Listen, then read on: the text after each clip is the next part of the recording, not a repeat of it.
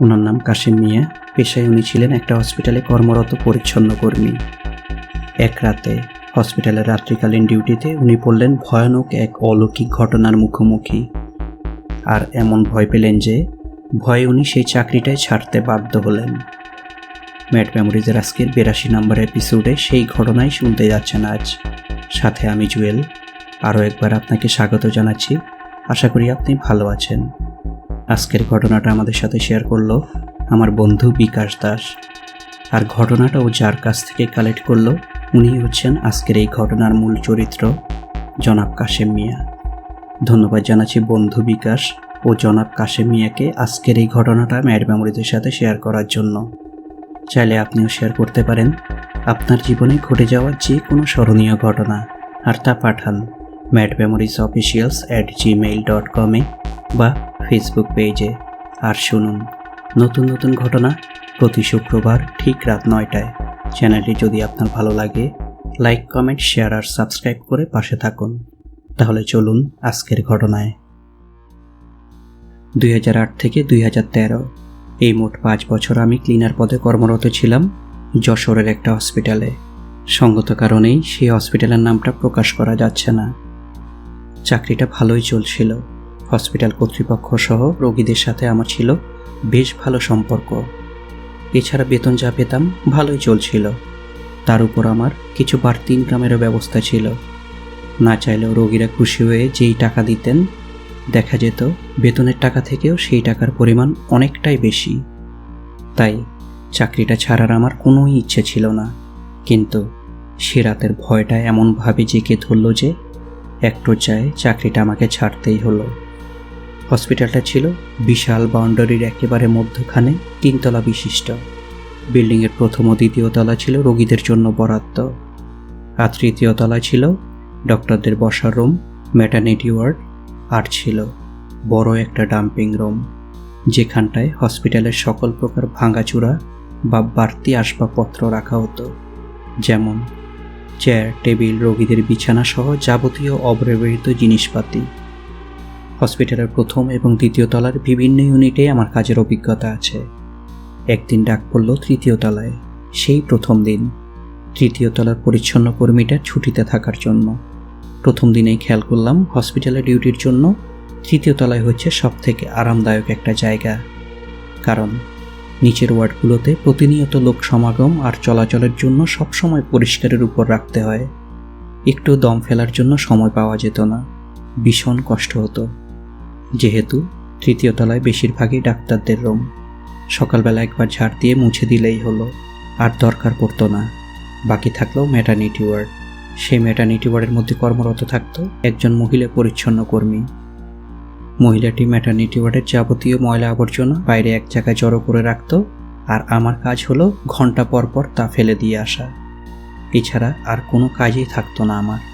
তাই তৃতীয় তলার সেই পরিচ্ছন্ন কর্মীটা ছুটিতে থাকাকালীন অবস্থায় আমি অ্যাডমিনকে বুঝিয়ে শুনিয়ে তৃতীয় তলার ডিউটি নিজের জন্য ভাগিয়ে নিলাম। তারপর থেকে আমি পার্মানেন্টলি তৃতীয় তলায় ডিউটি করতে থাকলাম। ম্যাক্সিমামে কোনো কাজ থাকতো না। কখনো ছাদে গিয়ে দিতাম ঘুম, আবার কখনো দ্বিতীয় তলায় গিয়ে একজন রোগীর সাথে আড্ডা দিতাম, যিনি ছিলেন বেশ বয়স্ক এবং সম্ভ্রান্ত একজন লোক। ওনার নাম ছিল আজিম রহমান। আমরা সবাই ওনাকে স্যার বলে ডাকতাম। স্ত্রী গত হয়েছেন বিগত 2 বছর আগে। থাকার মধ্যে ছিল 2 ছেলে। 2 ছেলেকে অনেকদিন আগে উচ্চতর পড়াশোনার জন্য বিদেশে পাঠিয়েছিলেন। দুজনে লেখাপড়া কমপ্লিট করে সেই বিদেশের মাটিতে বিয়ে করে তারা ওখানেই সেটেলড। পিতার আর খোঁজ খবর রাখেন না। একসময় উনি ভীষণ অসুস্থ হয়ে পড়লেন।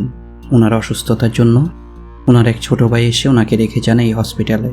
শ্বাসকষ্টের সমস্যা, কোনোভাবেই ভালো হচ্ছে না, তাই আর বাড়ি ফেরাটাও হচ্ছে না ওনার। হসপিটালের ডক্টর, নার্স সবাই ওনাকে খুব শ্রদ্ধা করতেন। উনিও ছিলেন খুব মিশুক, সবার সাথে গল্পগুজব করতেন। আমরা আমাদের অবসরে গিয়ে ওনার সাথে কথা বলতাম, ওনার সাথে সময় কাটাতাম। উনি হসপিটালের যে বেডটাতে থাকতেন সেই বেড থেকে টয়লেট খুব কাছে হওয়ায় গন্ধ আসতো। একদিন উনি আমায় জানালেন ওনার বেডটা যদি একটু দূরে কোনো একটা জানলার পাশে হতো তাহলে গন্ধটা আর আসতো না। আকাশটাও দেখতে পেতেন। জানালেন ওনার আকাশ দেখতে খুব ভালো লাগে। লোকটার প্রতি আমাদের সবার কেমন যেন একটা মায়া জন্মে গিয়েছিল। কি করা যায় তাই ভাবছিলাম। এই মুহূর্তে কাকে সরাবো? আর জানলার পাশে যিনি আছেন ওনার সাথে অনেক লোকজন, ওনাকে তো আর সরানো যাবে না। সেই সময়টাতে সেই ওয়ার্ডে ছিল প্রচুর রোগী, এমনকি কিছু রোগী ফ্লোরে অস্থায়ী বিছানা পেতে শুয়েছিল। কি করা যায় ভাবতে ভাবতে একটা আইডিয়া এলো, নতুন একটা বিছানা পাতব। তাই ওনার আগের বিছানাটা ঠিক রেখে অন্য সব খাটগুলো একটু একটু করে সরিয়ে সেই জানলার পাশে একটা খাট বিছানার মতো জায়গা হতেই সেখানে একটা খাট সেট করে সেই খাটে তুলে দিলাম রহমান স্যারকে, আর ওনার পুরানো খাটটা নতুন একটা রোগীকে দিলাম। সেই ওয়ার্ডে তখন আর কারো কিছু বলার নেই। নার্সকে বললাম রোগী কম হলে খাটটা সরিয়ে দিব। ওদিকে রহমান স্যার আমার উপর চরম খুশি, অনেক দোয়া করলেন। রহমান স্যার সবসময় ছেলেদের চিন্তায় ডুবে থাকতেন, ছেলেদের এক নজর দেখার জন্য দিনরাত খোদার কাছে হাত পেতে থাকতেন। কিন্তু না, ছেলেদের সাথে দেখা আর হলো না ওনার। 6 মাস হসপিটালে কাটানোর পর মারা যাওয়ার 10 থেকে 12 দিন আগে উনি প্রায় পুরো পাগলের মতো হয়ে যান। কাউকে সামনে পেলে শুধু একটাই কথা, আমার ছেলেরা কি আসবে আমাকে দেখতে? বেচারা, আমরা সবাই ওনাকে মিথ্যা আশ্বাস দিতাম, এই তো আসবে, ছেলেরা ব্যস্ত তো, একটু সময় পেলেই চলে আসবে। এক রাতে ছেলে ছেলে করে শেষ নিঃশ্বাস ত্যাগ করলেন। আমরা বেশ কষ্ট পেলাম। উনি মারা যাওয়ার পর ওনার বেডটা নিয়ে সেই স্টোর রুমে রেখে এলাম। আমাদের ডিউটি রোস্টার ছিল 2 শিফটের। প্রথম শিফট হচ্ছে সকাল 6টা থেকে সন্ধ্যা 6টা পর্যন্ত, আর দ্বিতীয় শিফট হচ্ছে সন্ধ্যা 6টা থেকে ভোর 6টা পর্যন্ত। চলে এলো ডিসেম্বর মাস, আর আমার পড়ল নাইট ডিউটি। আর শীতকালে নাইট ডিউটি করাটা ভীষণ কষ্টের, কারণ 2 থেকে 3 ঘন্টা কাজ করার পর আর কিছুই করার থাকে না। তখন আর গরমকালের মতো ছাদে উঠে ঘুমানোরও ব্যবস্থা নেই, প্রচণ্ড ঠান্ডা। খুঁজতে লাগলাম রাতে ঘুমানোর জন্য কোথায় একটা নিরাপদ জায়গা পাওয়া যায়। সেবার আমার নাইট ডিউটি চলছে। রাত 9টার দিকে একটা ভাঙা চেয়ার নিয়ে 3 তলার সেই ডাম্পিং রুমে রাখার জন্য ঢুকতেই ইচ্ছে হলো নিজের গালেই চড় মারি। এতগুলো খাট এখানে পড়ে আছে, আর আমি রাতের বেলায় ঘুমানোর জায়গা পাই না। দরজা দিয়ে ঢুকতেই এক পাশে সারি সারি খাট রাখা, আর অন্য পাশে অন্য সব স্টেজ। আমি দরজার পাশের খাটটা রেডি করলাম রাতে শোয়ার জন্য। খাটে ম্যাট্রেস আছে, একটা চাদর আর বালিশ হলেই হলো, যা ম্যানেজ করা যাবে। সে রাতে রাত 1টার মধ্যেই সব কাজ শেষ করে চলে গেলাম সেই ডাম্পিং রুমে ঘুমানোর জন্য।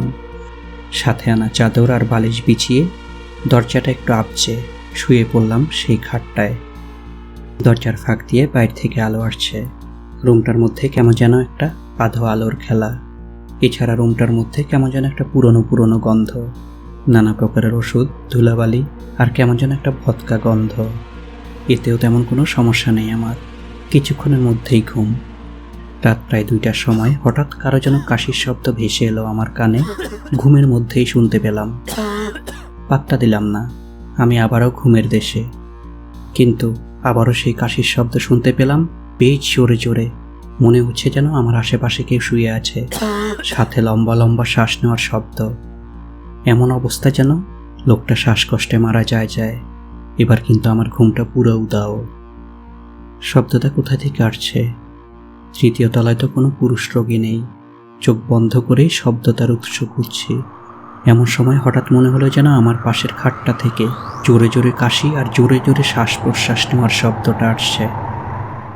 ধুম করে শোয়া থেকে উঠে বিছানায় বসে পড়লাম, আর দরজার ফাঁক দিয়ে আসা লাইটের আলোয় দেখলাম আমার পাশের বিছানায় কেউ যেন শুয়ে আছে। জোরে জোরে কাশছে আর সাথে লম্বা লম্বা করে শ্বাস নিচ্ছে। লোকটার চেহারা বোঝা যাচ্ছে না, কিন্তু কেউ যে শুয়ে আছে তা শিওর। কে সেখানে ঘুমালো তা দেখার জন্য বালিশের নিচ থেকে মোবাইলটা বের করে মোবাইলের আলোটা জ্বেলে লোকটার মুখে ফেলতেই যা দেখলাম তা দেখার জন্য আমি মোটেও প্রস্তুত ছিলাম না। হঠাৎ আমার শরীরটা একটা ঝাঁকি খেয়ে হাত পা পুরো কাঠ হয়ে গেল। বিছানা থেকে নেমে যে দৌড়ে পালাবো সেই শক্তিটুকু নেই আমার। যেন বিছানা আমাকে আটকে রাখলো। আমি কি স্বপ্ন দেখছি না মারা গেছি তা বুঝতে পারছি না, কারণ আমার সামনে যিনি কাটছেন উনি হচ্ছেন সেই রহমান স্যার, যিনি কিনা প্রায় 6 মাস আগেই মারা গেছেন। রহমান স্যারের চোখটা বন্ধ, কেসেই যাচ্ছেন। আমি মোবাইল লাইটের আলোটা অন্যদিকে সরিয়ে আবারও আলোটা ফেললাম ওনার মুখের উপর। প্রমাণ করতে চাইলাম প্রাণপণে যে আমি ভুল দেখছি। কিন্তু না, আমি তো রহমান স্যারকেই দেখছি বিছানায় গুটিসুটিভাবে শুয়ে কাশছেন। সেই একইভাবেই উনি ওয়ার্ডে থাকাকালীন সময়ে শ্বাসকষ্ট হলে যেভাবে কাশতেন। তখনই আমার পাশের খাটটায় চোখটা গেলেই দেখলাম খাটটার একটা মশারি স্ট্যান্ড ভাঙা। মনে পড়ল এই খাটটাই ছিল রহমান স্যারের। উনি মারা যাওয়ার পর বিছানাটা এখানে এনে আমিই রেখেছিলাম। আমি ঘেমে ভিজে পুরো একাকার।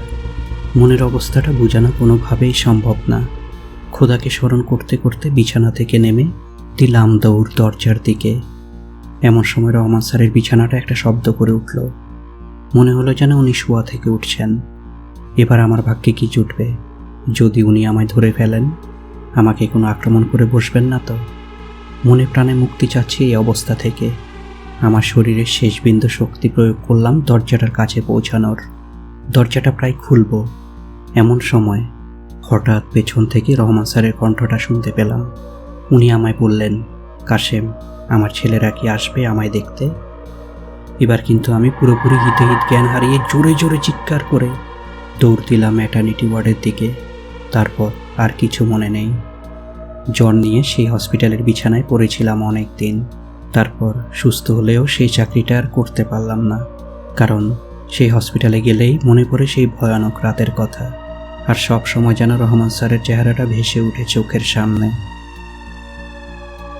এখানেই ঘটনার সমাপ্তি আজ। কেমন লাগলো কমেন্টসে জানান। ভালো লাগলে লাইক আর শেয়ার করে দিন। সময়টা ভালো কাটুক আপনার, সুন্দর হোক আজও আগামী। শেষ করছি আজকের এপিসোড। ভালো থাকুন, সুস্থ থাকুন। ধন্যবাদ।